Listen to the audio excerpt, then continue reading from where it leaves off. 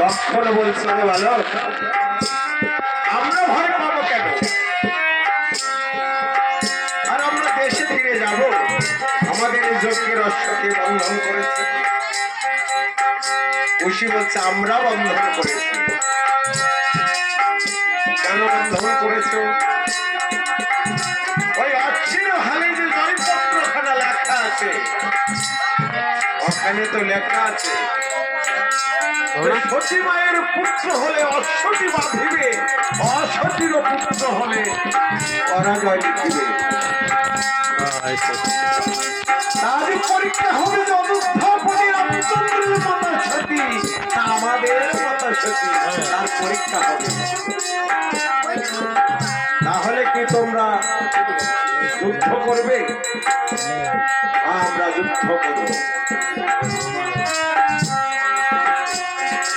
শত্রুঘ্ন তখন বলছে দাদা, তাহলে আমি আগে যে বালকদের যুদ্ধের স্বাদ আমি মিটিয়ে দিই।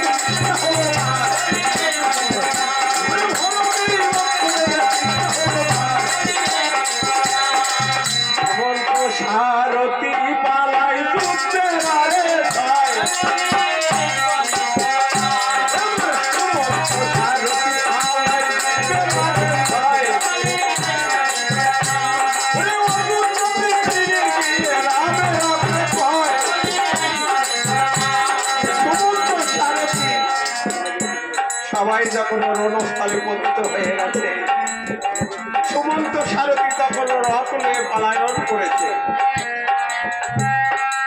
অন্ধকারে কালে অযোধ্যা ফিরে যেয়ে প্রভু রামচন্দ্রের কাছে প্রভু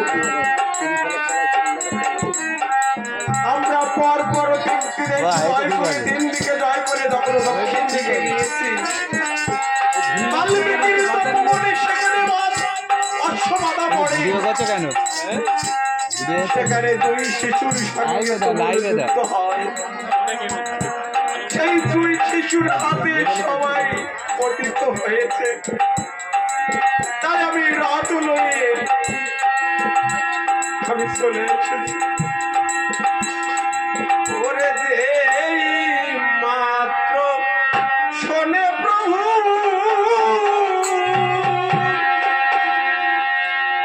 ভাইয়ের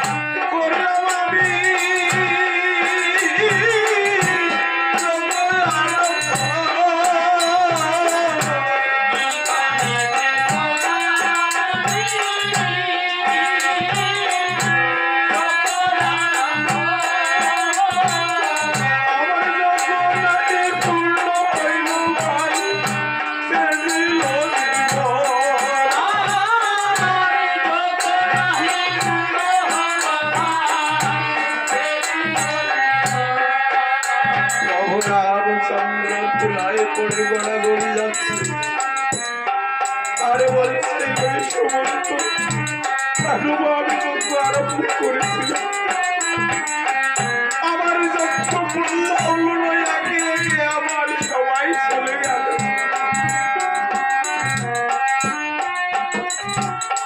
প্রভু রামচন্দ্র তুলায় পড়ে গড়াগড়ি যাচ্ছে আর বলছে হনুমান হনুমান তুমি কোথায় আমি তোমাকে ডাকছি কেন তুমি আমার ডাকে সাড়া দিচ্ছ না আমি একে একে সবাইকে বিসর্জন দিয়েছি এখন আমি তোমাকে ডাকছি প্রভুর ওই করুণ কান্নার সুর হনুমান শুনতে পেয়ে অদূরে বসেছিল কলা বাগে ধীরে ধীরে এসে প্রভুর কাছে এসে বলছে প্রভু আর ডাকলে কি হবে হনুমানের দেহ কেন আছে কিন্তু হনুমানের দেহে আর প্রাণ নাই তোমাকে আমি কতবার বলেছিলাম এই লোক যজ্ঞ তুমি করো না এই যজ্ঞ তোমার পূর্ণ হবে না তখন প্রভু রামচন্দ্র বলছে ওরে হনুমান আমি যে দুর্জয় রাবণকে বধ করেছি সেই দুর্জয় রাবণের সে কি এই শিশুর উত্থাপতি তখন হনুমান বলছে প্রভু ওরে রাবণ বধ করেছিলে হরি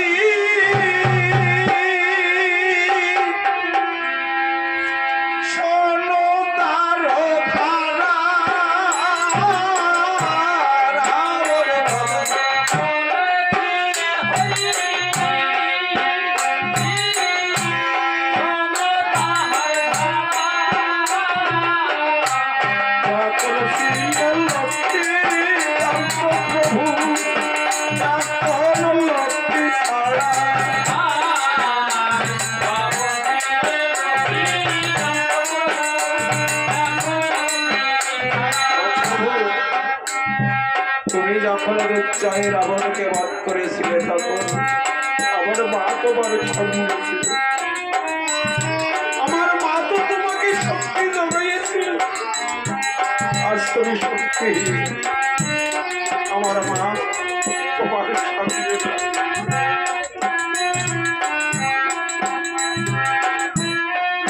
তাই প্রভু রামচন্দ্র বলছে ওরে হনুমান এবার আমি নিজেই যুদ্ধে যাবো শিশুকে বন্ধন করে এনে আমার মনের জুড়ে জ্বালা জুড়াবো, আমার ভাইয়ের জ্বালা জুড়াবো। হনুমান বলছে, না প্রভু তুমি যেও না, বারে বারে প্রভু তোমায় করেছি মানা, ওই বালকের যুদ্ধে তুমি যেও না। প্রভু রামচন্দ্র বলছে, বলে বলে তাই রে, হনুমান তো আমার বারবার বাধা দিচ্ছে, তাহলে আমি কি করব? তাই প্রভু রামচন্দ্র বলছে, ওরে হনুমান, তাহলে তুমি এক কাজ করো, লঙ্কায় যে আমার মিত্র বিভীষণকে আমার বিপদের কথা বলো, আর গুহাকরাজার দেশে যে আমার মিতা গুহাক চন্ডালকে একবার আমার বিপদের কথা বলো। হনুমান সে প্রভুর দাস, প্রভু আদেশ দিয়েছে, তাই প্রভুর চরণে প্রণাম করে চলেছে এবার লঙ্কাপুরে। লঙ্কাপুরে যে লঙ্কার রাজা তারপরে বিভীষণ, বিভীষণ যখনই হনুমানকে দেখেছে তখন বলছে, এসো এসো হনুমান, রাম ভক্ত হনুমান, তুমি রামেরই সমান, এসো। আমার মিতা কৌশলে আছে তো হনুমান? হনুমান তখন বলছে, মহারাজ আপনার মিতার বড় বিপদ, বাল্মীকির তপবনে সেখানে দুই শিশুর হাতে আপনার মিতার 3 ভাইয়ের মৃত্যু হয়েছে, তাই সেখানে যেতে হবে, তাই আমাকে পাঠিয়েছে।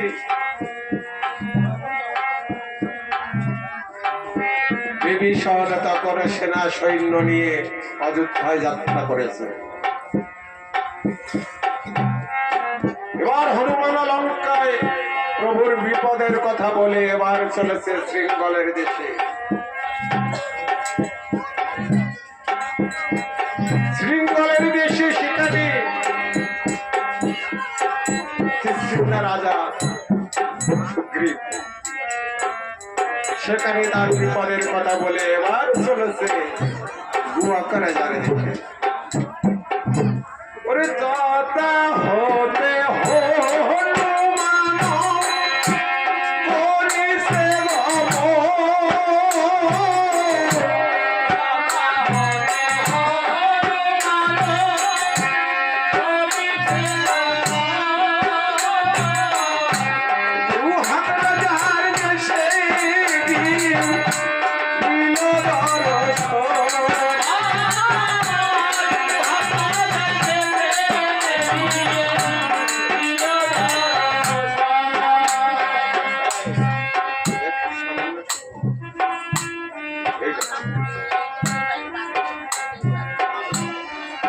এটা ঠিক আছে, সাউন্ডটা এটা ঠিক আছে।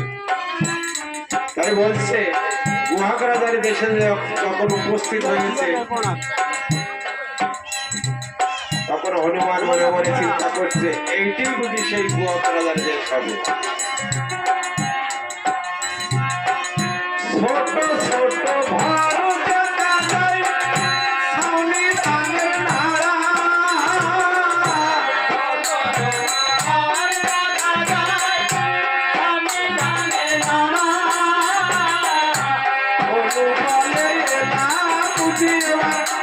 গুহাক চন্ডাল পাড়া,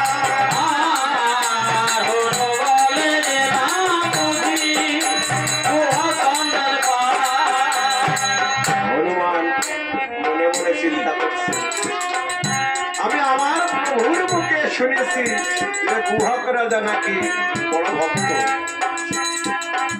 তাই সে যদি ভক্ত হয়ে থাকে আমি এখানে আমার প্রভুর নাম গুণাগুণ কীর্তন করব। সে যদি ভক্ত হয়ে থাকে আমার প্রভুর নাম গুণাগুণ কীর্তন শুনলে সে শুনে আসবে নিশ্চয়ই। তাই হনুমান কি করছে, গুহাকরাজার একটি বৃক্ষতলা ছিল, সেখানে গিয়ে প্রভু বিশ্রাম করত। সেই বৃক্ষতলায় বসে রাম গুণাগুণ কীর্তন করছে। ওরে রাম গুণাগুণ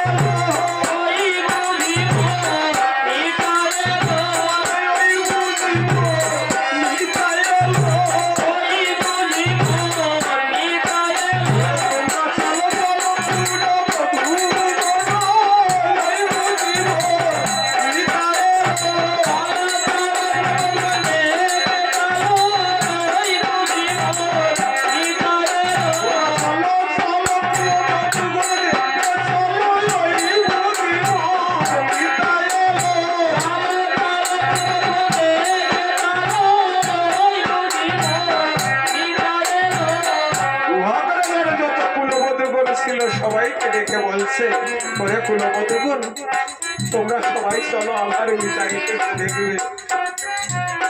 গুহাক রাজার কুলবধূগণ বলছে, মহারাজ আমরা তো কুলের কুলবধূ, কখনো এই কুল ছেড়ে বাইরে যাই না, কেমন করে তোমার মিতাকে আমরা দেখতে যাব?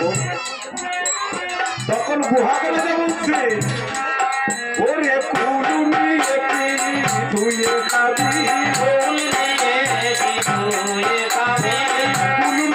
কি ধুয়ে খাবি, এই কুল গেলে লাল কুল পাবি, কুলুমি কি ধুয়ে খাবি।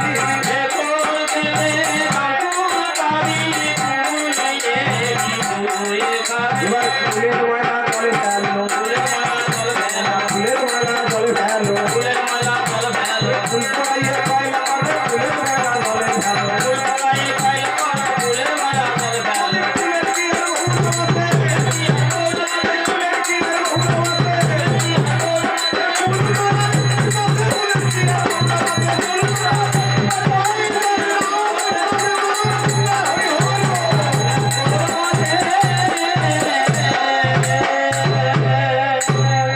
এই কথা যখন গুহাক রাজা বলেছে, গুহাক রাজার যতগুলো বধূগণ তারাই সবাই চলেছে।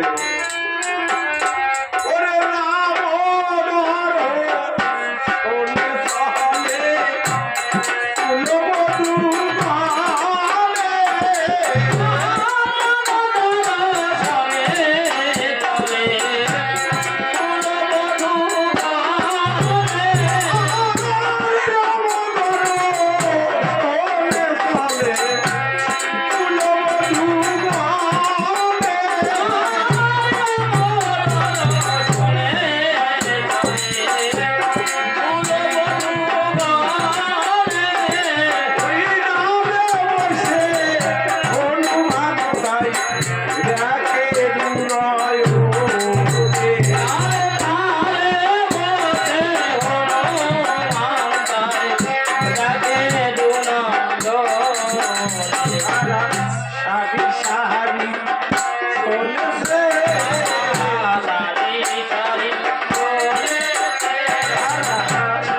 গানে,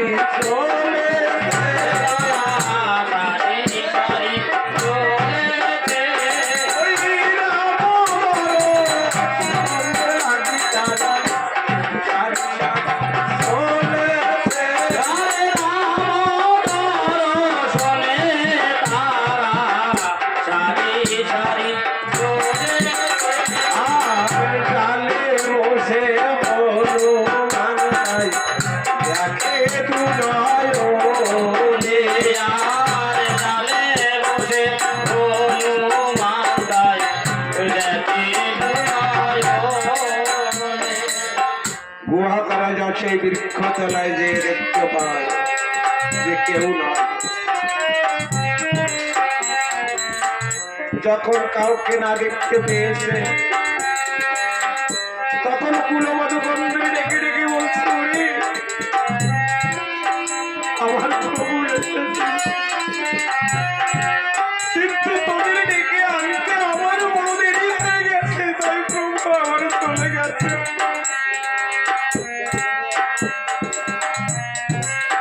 সময় থাকতে যদি ঠাকুরকে না ডাকা যায়, অসময়কে ডাকলে সে কি আর সাড়া দেয়, সে কি আর থাকতে পারে? থাকবে? তাই গুহাক রাজা ভুলায় পড়ে গোড়াগড়ি যাচ্ছে আর বলছে, প্রভু ঠাকুমাকে ডাকা ধুলায় পড়ে গোড়াগড়ি যাচ্ছে আর কাঁদছে আর বলছে, ওরে রামা রামা বলে ধুলাত পড়িল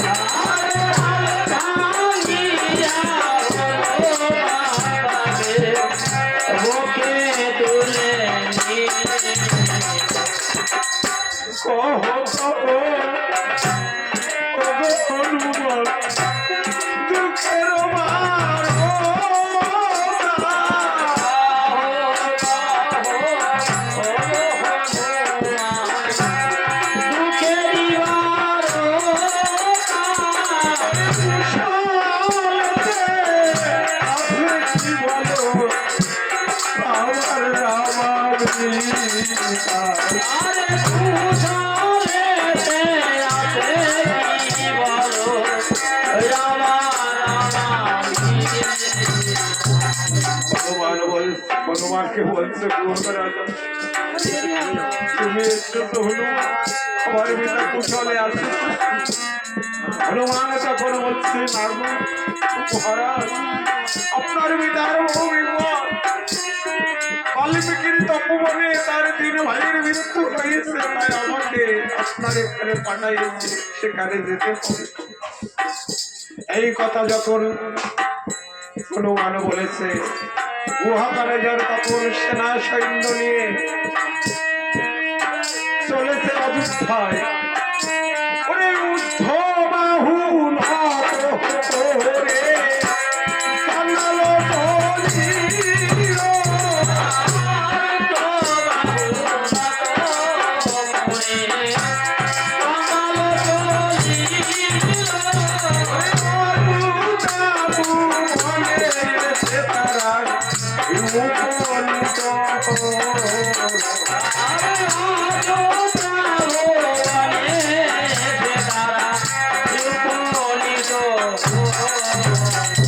গুহাকারে যা সে তো চণ্ডাল, আর অযোধ্যা হচ্ছে কৈত্রের বাস।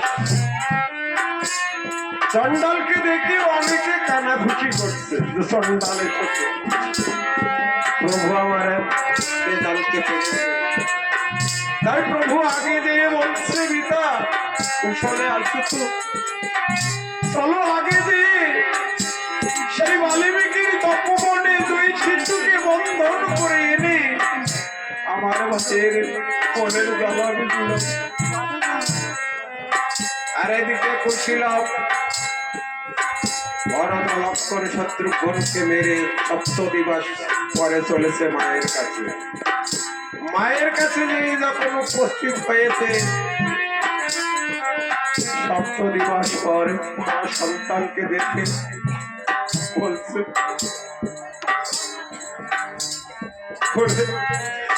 কুশীলব তোদের দুঃখের কথাকে মনে পড়েছে, তোদের এই দক্ষিণী মায়ের কথা মনে পড়েছে।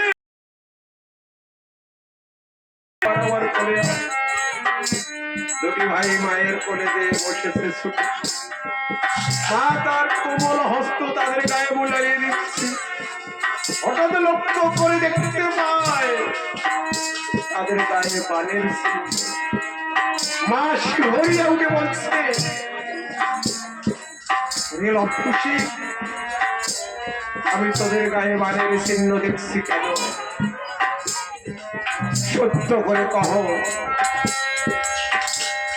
খুশি একটু চালাক ছিল, সে বলছে দাদা যুদ্ধের কথা মায়ের সঙ্গে বলা যাবে না, তাহলে মা কিন্তু আর এই বনে যেতে দেবে না।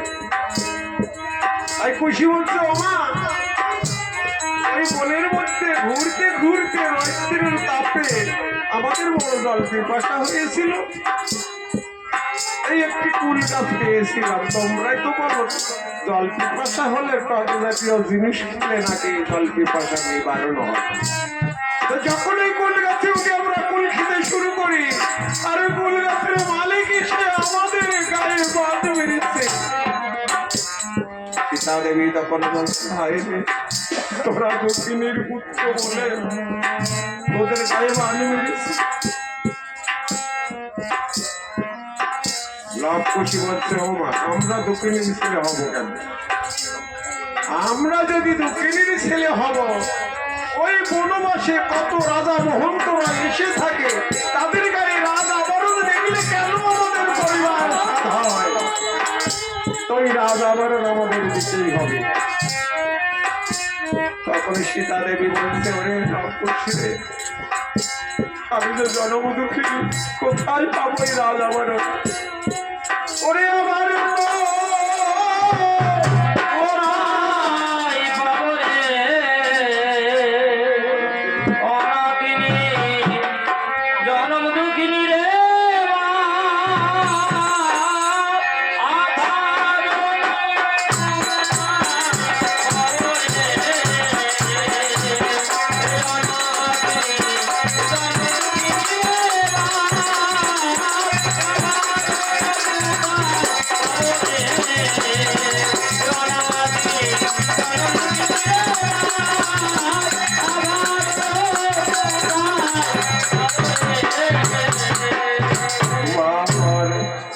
সন্তানকে ভুলাবার জন্য হস্ত ধরে নিয়ে গেলেন একটি পুষ্পোদ্যানে, একটি পুষ্পর বাগানে নিয়ে মা আমার পুষ্প তুলে ওই দুটি ভাই সাজিয়ে দিয়ে সাজাচ্ছে কেমন ভাবে। ওরে বাঁধিয়া ওরে দিল দিল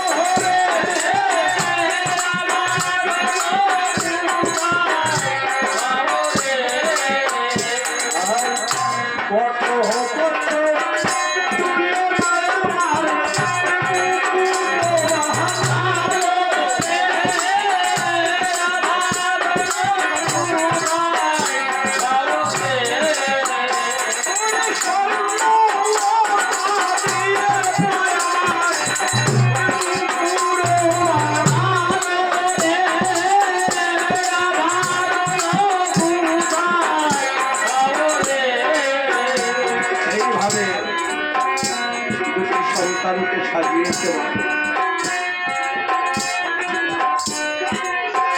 সাজিয়ে বলছে, প্রভু প্রভু তোমার যদি দেখার ইচ্ছা হয় আজ তুমি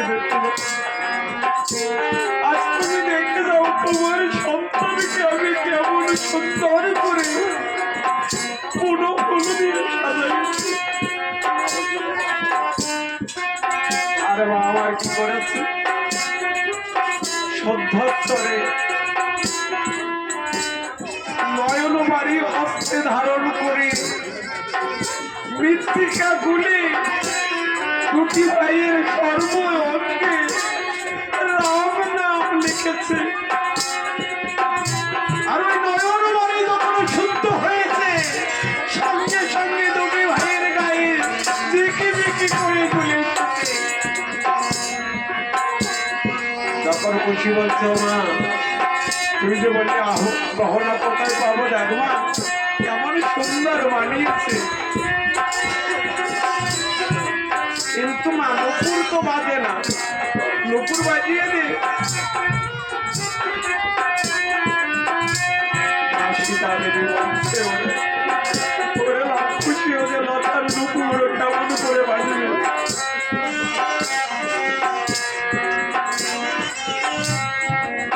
লক্ষ্মী তখন বলছে, মা নুপুর যদি না বাজে সবকিছু আমরা খুলে ফেলে দেবো। তখন সীতা দেবী বলছে, প্রভু এই বিশ্ববাদী কেউ কি নাই এই অভাগিনীর দুঃখ বুঝবে? এই নুপুরকে ডেকে ডেকে বলছে সীতা দেবী, ওরে শোনো শোনো, ওরে লতার নুপুর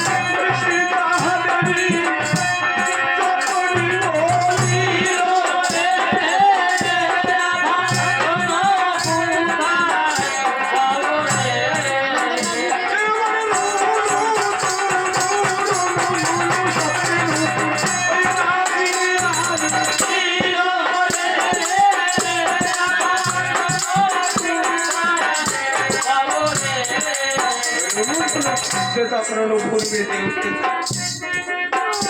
তখন লক্ষ্মী বলছে, মা কেমন সুন্দর নুপুর বেঁধে উঠতেছে, তুই যে বললি যে লক্ষের নুপুর বাজবে না।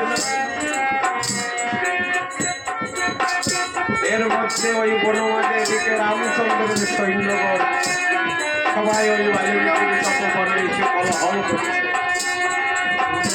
লক্ষ্মী শুনতে পেয়ে বলছে, ওমা ওই বনমাঝে বুঝি ভল্লুক বানর গণ এসে বনকে ভেঙে চুরমার করছে। আমাদের ঠাকুর দাদা ওই বনের ভার আমাদের উপরে দিয়ে গেছে, আমাদের এখনই যেতে হবে। তাই দুই ভাই কি করেছে, মাকে প্রণাম করছে। মা তখন বলছে, আরে লক্ষ্মী যাবে, তাই আমি তোদের শিরে আমি আশীর্বাদ দিচ্ছি। তাই সীতা দেখি বলছে,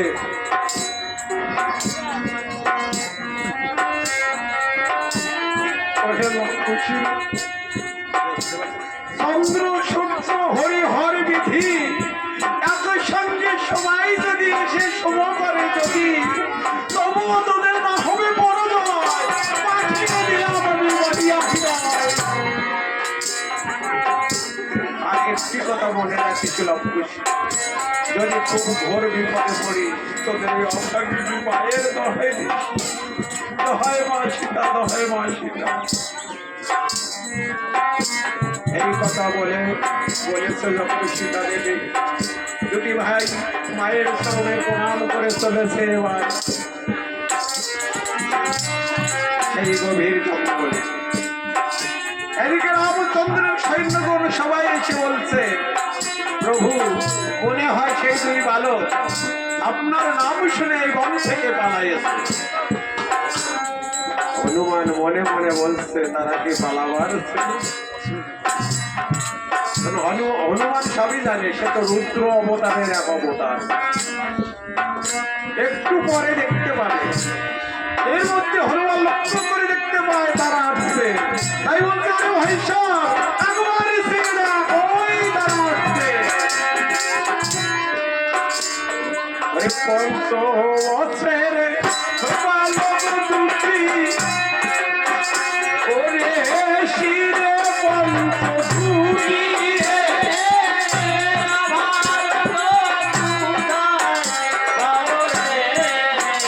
এত পঞ্চ বছরে বালক দুটি ওই শিরে পঞ্চ দুটি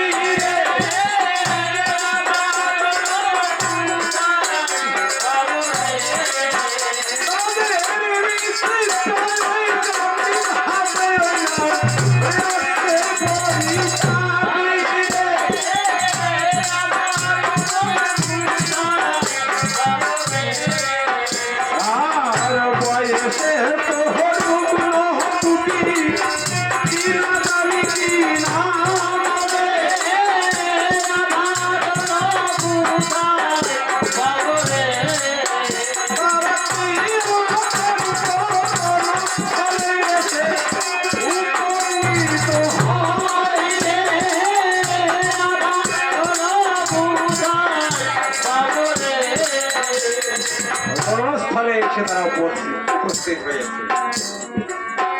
প্রভু রামচন্দ্র দেখতে পায় দুইটি বালক রামের আকৃতি। প্রভু সবই জানে, যার একটি লোমকূপে এই বিশ্ব ব্রহ্মাণ্ড বিরাজ করে সে কি জানে না? সবই জানে, সবই বোঝে। কিন্তু একটি লীলা আর একটি নৃত্য। ঈশ্বর যখন নিরাকার নির্মিত হয়ে নিত্যের দেশে বিরাজ করে, তিনি তখন সর্বত্র। আর এই লীলা ক্ষেত্রে যখন আসে, এই মানুষের মতো দেহ ধরে মানুষের সঙ্গে মিশে সে লীলার আস্বাদন করে। সে সবই জানে, সবই বোঝে, তবু তাকে লীলাকে মান্য করে চলতে হবে। তাই বলছে, ওরে বালক তোদের পরিচয় কি সত্য করে বল।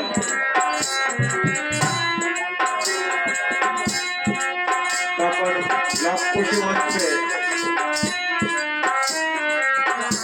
মায়ের আপন বলতে আর কেহ নাই, পরানো পুতলি মরা দুটি ভাই। নানা বিদ্যা শিক্ষা দিয়ে মনি তপস্যাতে গেলেন, সেই হতে খেলা করি মরে জিততেই চলে। এই মতের পরিচয় বিশেষ করে গেলে তোমার পরিচয় ওরা তুমি এখন বলো খুলে। কি নাম গোত্র, কাহার পুত্র, কোথায় তোমার বাস, কহিবে সকল কথা তেজি আরেকটা। আর আমাদের পরিচয় আর কি চলবে? অল্পকালের মধ্যে ওরা হয়েছি পিতৃহীন, আচ্ছায় নিয়েছি ওরা মনির বিধি। আমাদের যখন পিতা মারা যায় তখন আমাদের খুব অল্প বয়স ছিল, আমরা বলতে পারি না। তোমার পরিচয় তুমি রাম, এবার বলো খুলে। আরে যুদ্ধে তুমি এসেছো, তুমি পারবে না, তাই বলছে ওরা তুমি ফিরে যাও। ও ফিরে যাও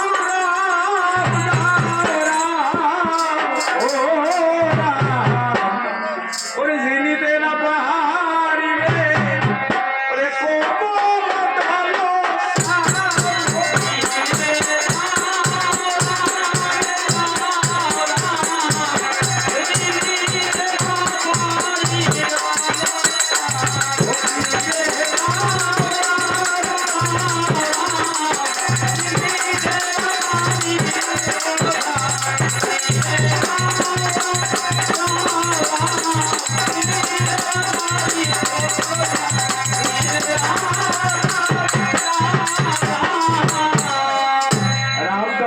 আমি দশরথের পুত্র। হলে কোন দশরথ?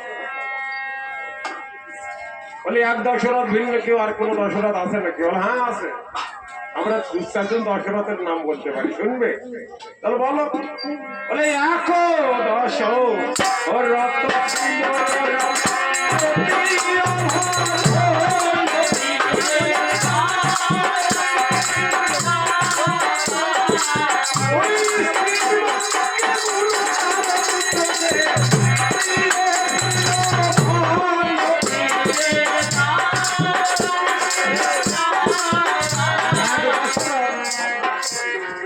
তার স্ত্রীর বাক্যে তার গুণধার পুত্রকে বনবাসে দিয়েছিল। রামচন্দ্র বলছে সাবধান বালকদল, তোমরা কিন্তু আমার পিতার নিন্দা করছো। লক্ষ্মী বলছে ওরে বাপরে বাপ, ও বেটা তো কিন্তু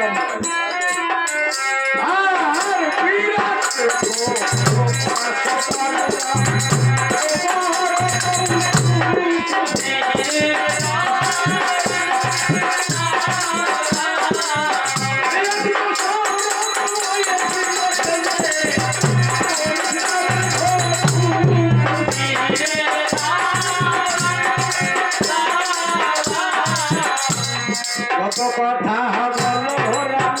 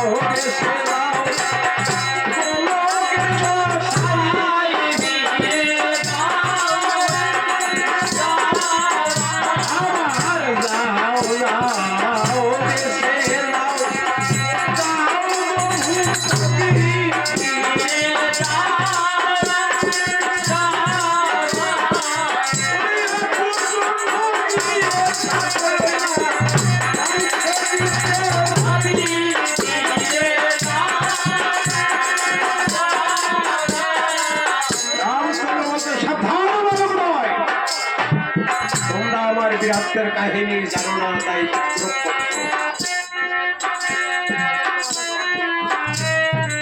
শিলা বলছে এটা কেবল দুটি বললাম, আরেক দশরথ ধর্মের ধ্বজা উড়াইয়ে স্বর্গে গিয়েছিল, আরেক দশরথ ব্রহ্মা হত্যা পাপ করেছিল।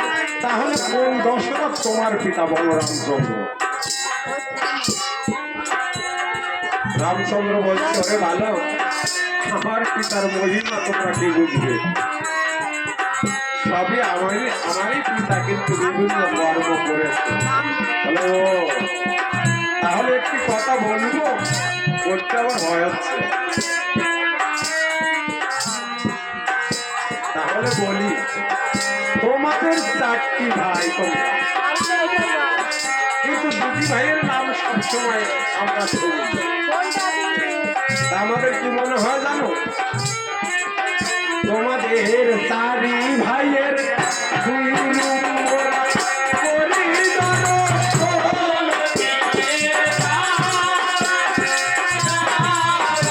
আর 4 ভাইয়ের 2 নম্বর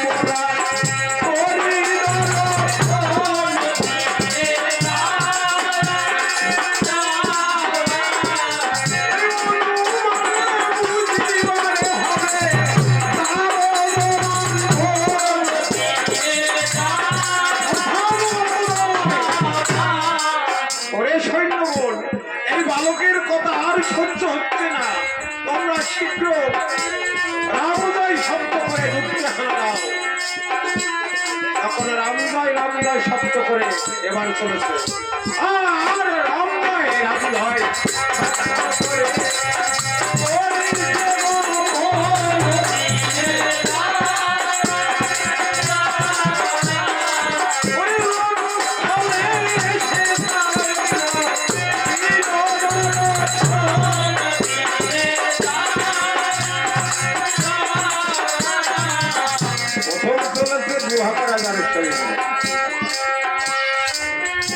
সৈন্য দেখে কুশিল ভাটছে, বলছে, ওরে সন্ন্যাল তোর বলতে কেন?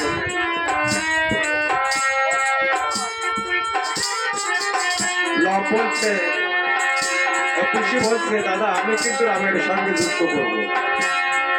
বলছে, না রে ভাই, তুই রামের সঙ্গে যুদ্ধ করবি না, তাহলে আমি এই সৈন্য বলের সঙ্গে যুদ্ধ করবো। তাই কি করলেন? লবকে বলছে, দাদা একটি বান ভিন্ন যদি দ্বিতীয় বান ধরতে হয় তাহলে আমি ধরতে পারছি, একটি বানের মহিমা তোমরা বুঝলে। তাই কুশিবার কি করেছে? সৈন্য বানের সঙ্গে যুদ্ধ আরম্ভ করছে। ভক্তি ভাবে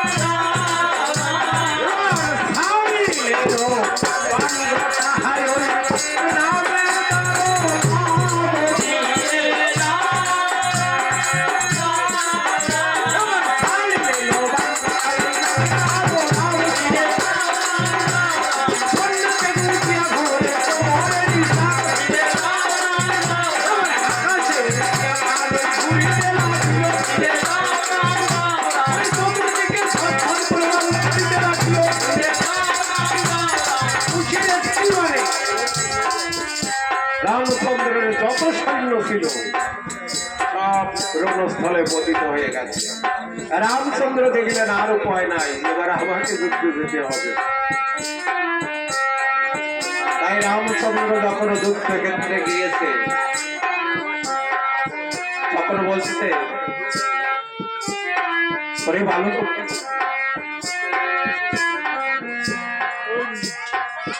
আমার সঙ্গে তারা যুদ্ধ করবি। হনুমান ছিল পিছনে, বলছে প্রভু আমি আগে যুদ্ধ করব।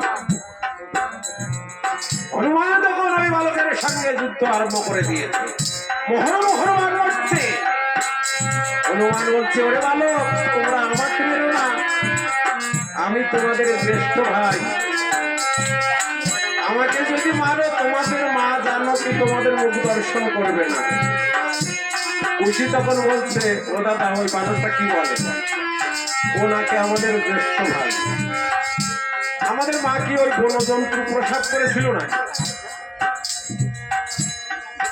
এই কথা যখন বলেছে আস্তে আস্তে হনুমানের তখন রাগ হয়েছে। আস্তে আস্তে শরীরে বিস্তার করে এখন দিয়ে দুই শিশুকে ধরে সৈন্য উঠে গেছে।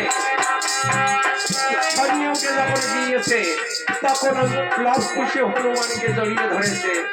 জড়িয়ে ধরে বলছে কোথায় মা জানকী আমার রক্ষা করো, কোথায় মা সীতা। যখন এই মা জানকীর কথা শুনেছি সঙ্গে সঙ্গে হনুমান দুটি ভাইকে মৃত্তিকায় নামিয়ে দিয়েছে। তোমার মায়ের সন্তান যখন মৃত্তিকায় নামিয়ে দিয়েছে, খুশির ছিল দুষ্ট বুদ্ধি, সঙ্গে সঙ্গে তাকে ব্রহ্মজালে বন্দী করে ফেলেছে। এবারে রামের সঙ্গে যুদ্ধ আরম্ভ হয়েছে। সপ্ত দিবস যুদ্ধ হচ্ছে, কেউ কারো পরাজয় করতে পারছে না। ওরে রামচন্দ্র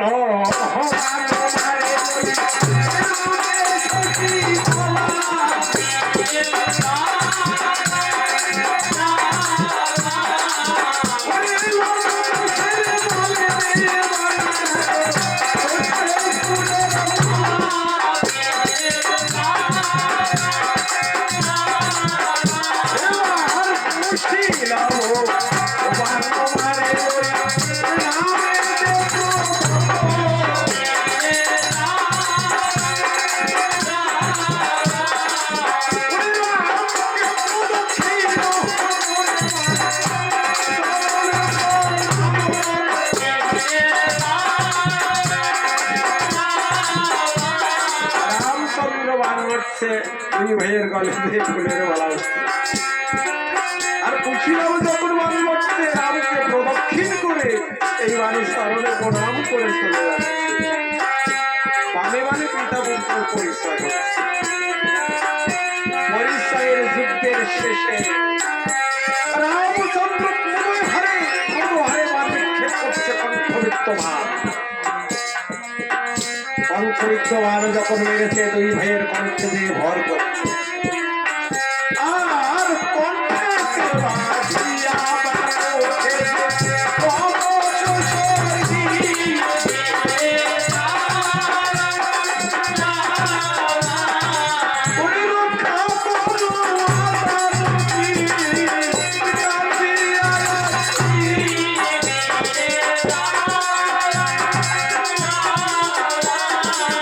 যখন এই মা জানকীর বাহাই দিয়েছে সঙ্গে সঙ্গে কণ্ঠবিত্ত বান করতে পড়ে।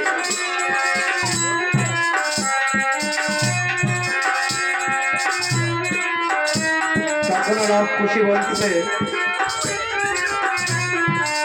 খুশি লক্ষ্য বলছে দাদা সপ্ত বিবার যুদ্ধ করলাম, রামকে তো পরাজয় করতে পারছি, এবার কি করবো?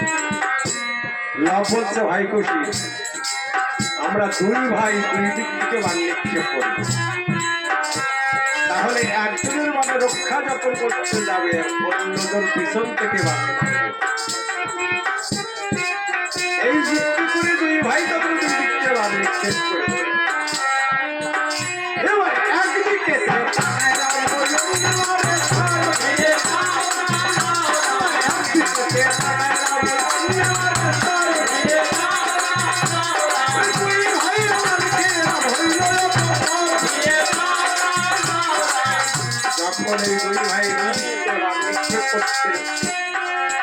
রামচন্দ্র আর দেখলেন আর উপায় নাই, কোনো মান রক্ষা করতে পারছে না। তখন বলছে ওরে খুশি তোরা এমন ভাবে আমাকে আর মারিস না, আমার অন্তর থেকে কি যেন ডেকে ডেকে বলছে তোরা আমার সন্তান একবার আমার কোলে আয়। এই কথা যখন এখনো বলেছে পুঁটি একটু দুষ্টু রাগ আছে এবারে আজকে বলি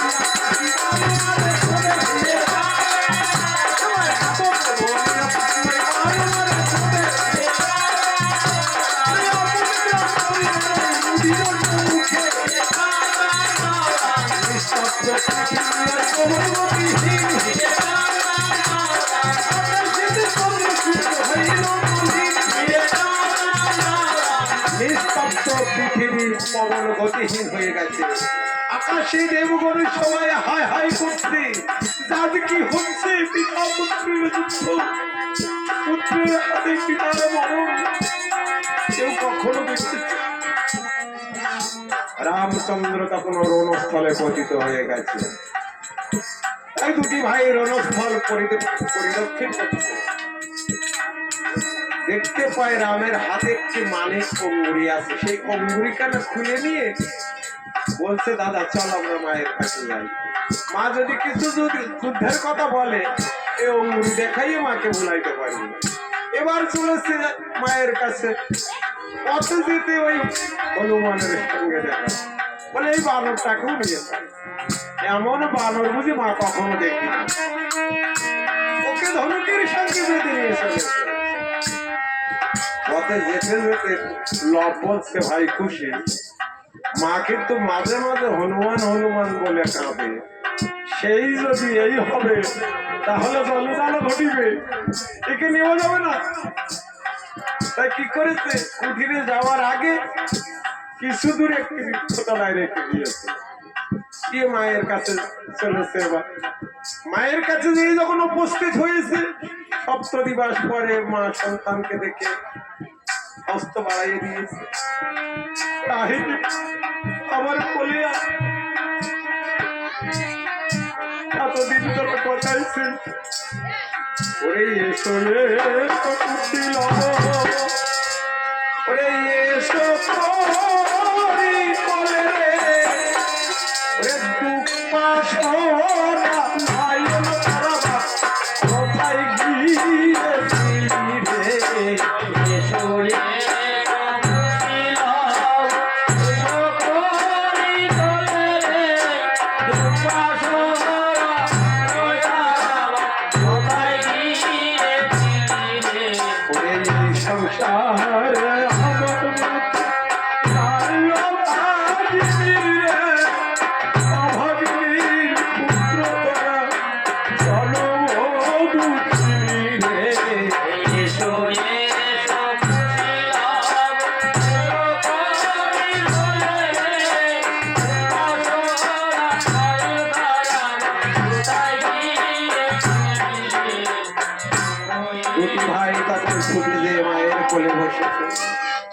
মায়ের কোমল হস্ত তাদের গায়ে বুলাইয়ে দিয়েছে হঠাৎ মা লক্ষ্য করে দেখতে পায় সেই বানের সিঁড়ি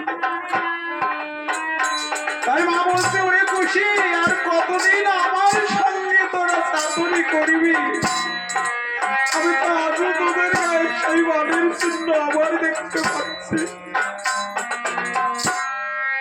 সত্য করে কহ রে খুশি লাভ সত্য করে কহ মিথ্যা যদি বলো তাহলে তোমার মায়ের মাথা খাও আর কি খুশি লাভ মিথ্যা কথা বলতে পারে তাই খুশি বলতে মা আমাকে কিছু বলবি না তাহলে সব আমি বলছি বালকদের মধ্যে দেখবে কেউ যদি কুকর্ম করে থাকে অন্যজনের গায়ে দোষ চাপাতে থাকে খুশিতে একটু দুষ্ট আছে তাই বলছে মা আমাকে কিছু বলবি না আমি সব বলছি রাম রাজা বলে কি অযোধ্যা ভুবন এই দাদা তাদের যুদ্ধ করে করেছে নিধন আর দেখো মা তার হাতে ছিল একটি মানিক অঙ্গুরি আমরা এনেছে কেমন সুন্দর ওই অঙ্গুরি কানা ছিল জনক রাজা যখন সীতাকে প্রদান করেছিল রামকে দিয়েছিল ওই অঙ্গুরি তখন ওই অঙ্গুরি খানা দেখেছে মা আমার হা হা করে কেঁদে উঠেছে আর বলছে ওরে খুশি তোরা কি করেছিস আমার শীতের সিঁদুর মুছাই দিয়েছি ও কোন বনে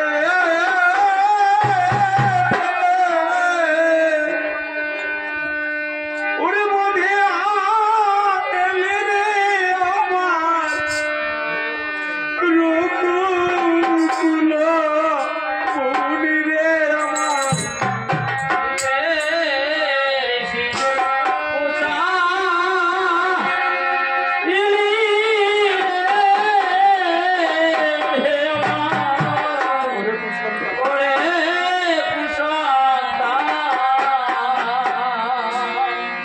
কি কথা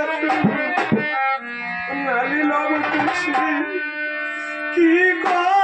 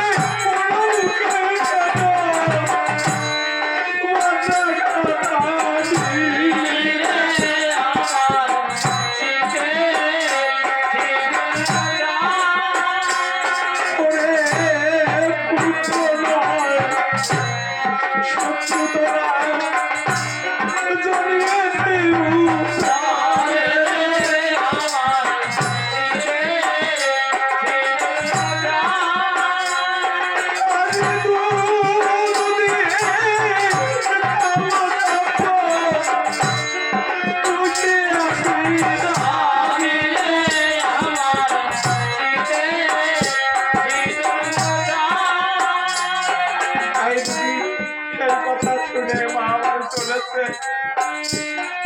আরাম আরাম আপনি বলতে বলতে কেমন ভাবে চলেছে তখন হইবে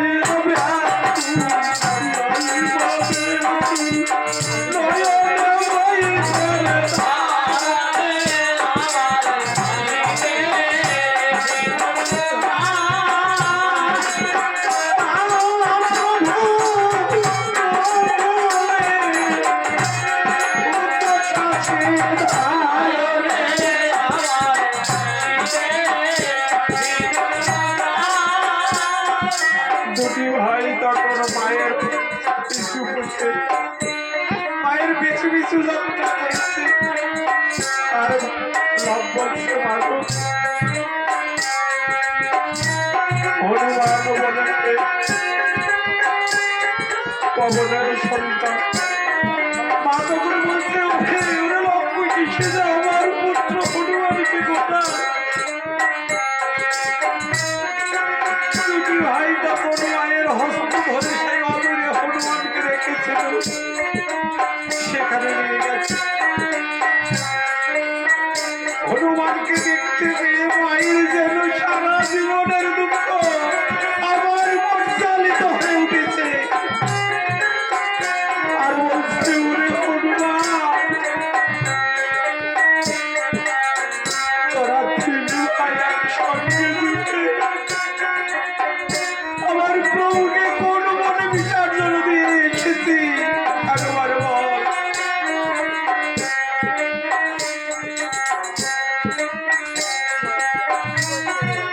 হনুমান তখন বলছে মাগো বৃথা দোষ আমাকে দিও না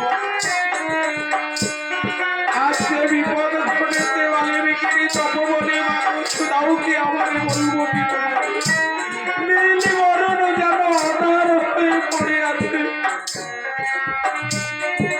ওবা অযোধ্যা কিষ্কিন্ধা লঙ্কা শৃঙ্গালের শ্রীমালের এই সাইডে সেনাই বাবু পুরুষেরিলে সবাইকে কুশলাম করেছে নিধন আর আমাকে নেত্রটা কি করিয়া বন্ধ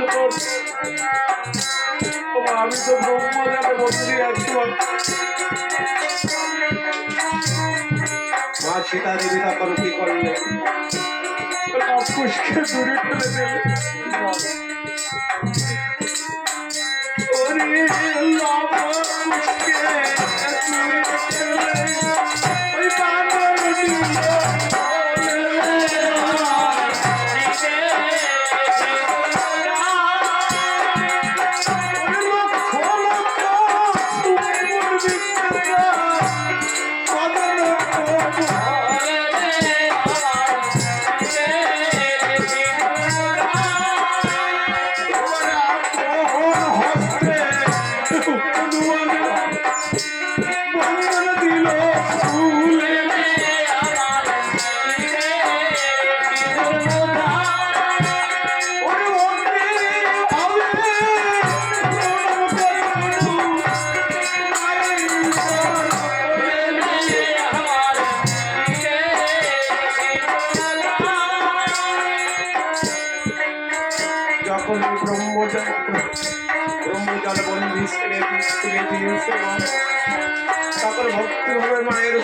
প্রণাম করে বলছে, মা চলো সেই রণক্ষেত্রে দেখবে।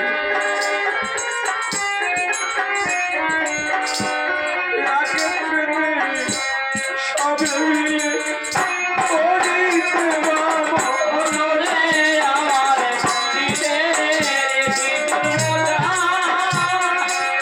ওই রণস্থলে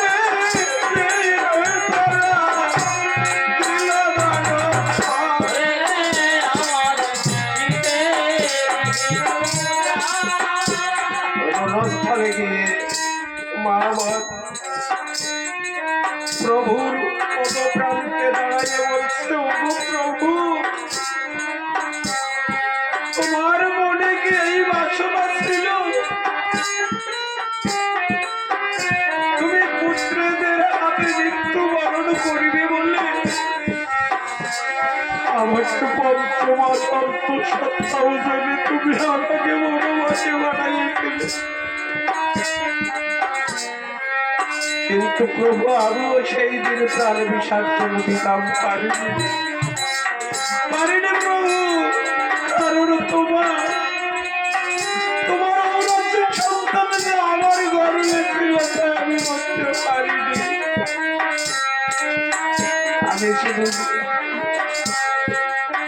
আমি শুধু জীবিত ছিলাম তোমার হাতে দেওয়া শীতের সিঁদুর আর হাতের এই শাখা, সেই নিয়ে আমি জীবন ধারণ করেছি।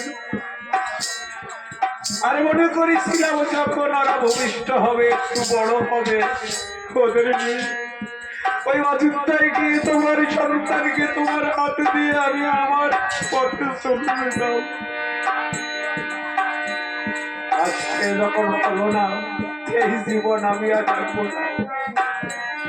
আর আমি যখন বাসীকে জানাই যাই, তারা যদি কন্যা সন্তানের জন্ম গ্রহণ করে, সীতা নামে কেউ যেন নাম রেখো না। সীতা নামে বড়ই জানা দুঃখে গেল তার। ও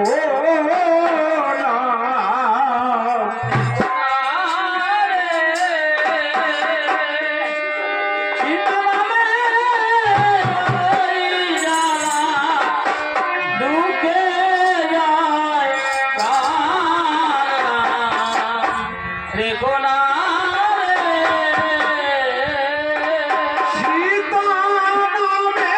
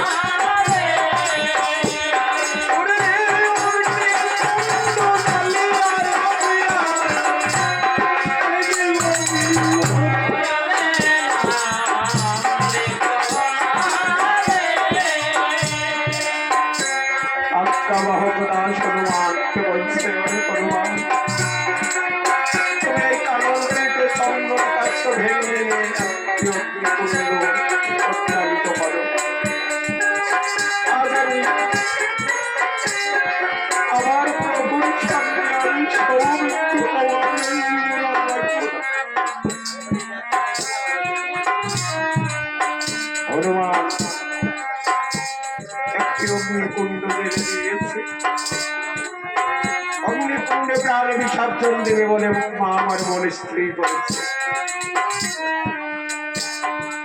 যখন অগ্নিকুণ্ড প্রদক্ষিণ করতে চলেছে এমতো সবাই স্বর্গের দেবগণের সবাই এখন সঙ্গে মিলিত হয়ে এসে পায়ের সম্মুখে দাঁড়াইছে, বলছে ওমা তুমি আজ কি করতে চলেছ? সীতা দেবী বলছে আজ আমি কারো কথা শুনবো না, আজ আমি স্বামীর সঙ্গে সহমত হব। ব্রহ্মদেব তখন পবনদেবকে ডেকে বলছে সীতা দেবী যখন মনস্থির করেছে অগ্নিকুণ্ডে প্রাণ বিসর্জন দেবে ও কারো কথা শুনবে না, পবনদেব তুমি শীঘ্র করে যাও সেই বাল্মীক মুনিকে নিয়ে এসো। সেই চিত্রকূট পর্বতে সেখানে ধারণ করছে। আবার এই কথা শুনছি আর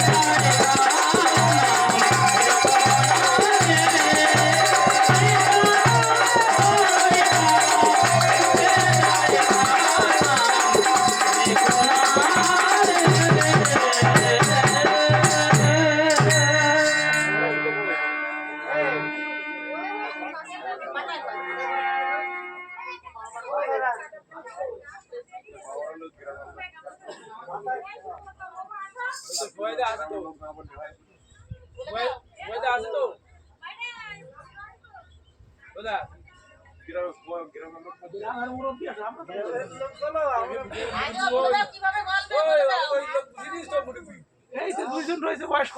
হ্যাঁ বলো।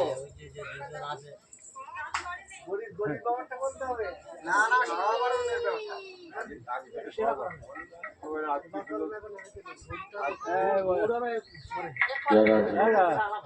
এই বলো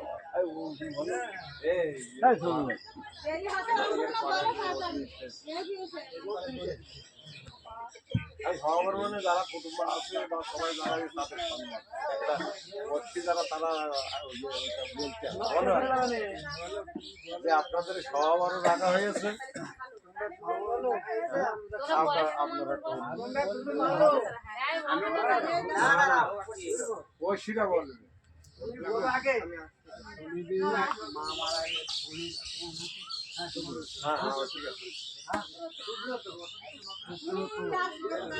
মারা গেছে এরা সবাবরণ রেখেছে আপনাদের বাইরের যারা আছে তারাই বলে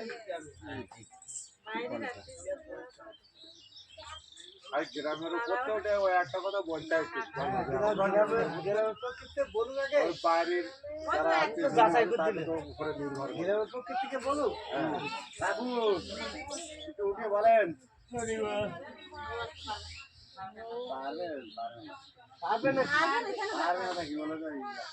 বলো উঠে গ্রামের পক্ষে একটু নির্ভর করে তোমাদের গ্রামের মানে সবাই বলে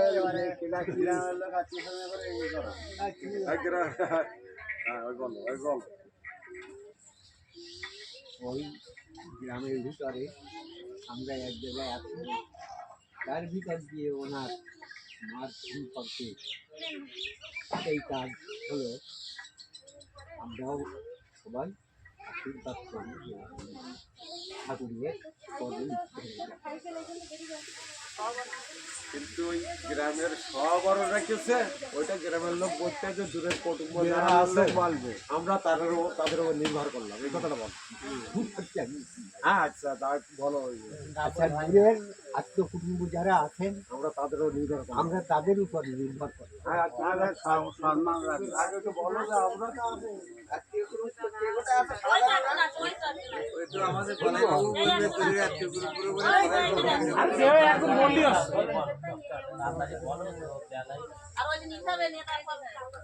গ্রামের অনুমতিতে আমাদের দূরের আত্মীয়ের অনুমতি তার মধ্যে আমরা গানের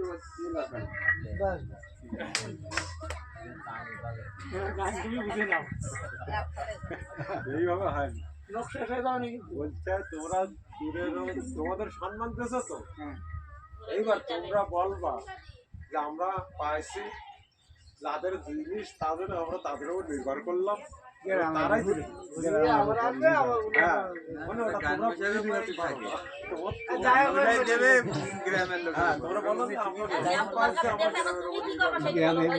আপনার গান আপনার সম্মান রেখেছে আপনি এবার গ্রামের লোকের উপর দিলেই তো হয়ে যায় না না আপনাকে দিতে হবে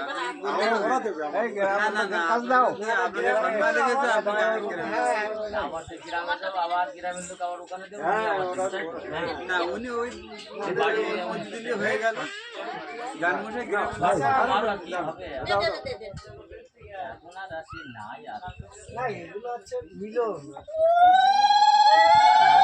জয় জয় রাম সীতা প্রেমানন্দে হরি হরি বল।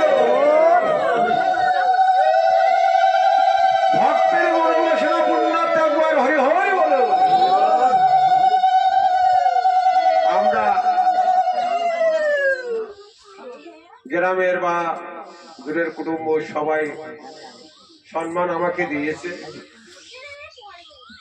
আমি এই সম্মান রেখেছি। এখন যাদের সম্মান আমি তাদের কাছে ফিরিয়ে দিয়ে যাতে চাই, আমি বুঝে নেওয়াতে পারবো না। আমি সম্মান পেয়েছি, এসব গ্রামেরও যে বড় মাতব্বরি থাকে তারও যাতে